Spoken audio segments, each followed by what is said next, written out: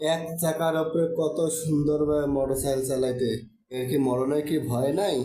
এত রিস্ক নিয়ে খেলা দেওয়া কোনো বিনোদন দেওয়ার কোনো প্রয়োজন আছে?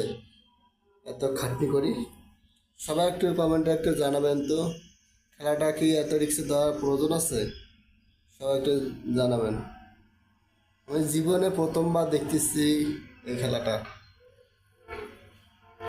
খেলাটা সুন্দর হয়েছে। দেখবেন ওদের বন্ধুরাও ফিরে আবার একটা টায়ারের উপরে চালাবে।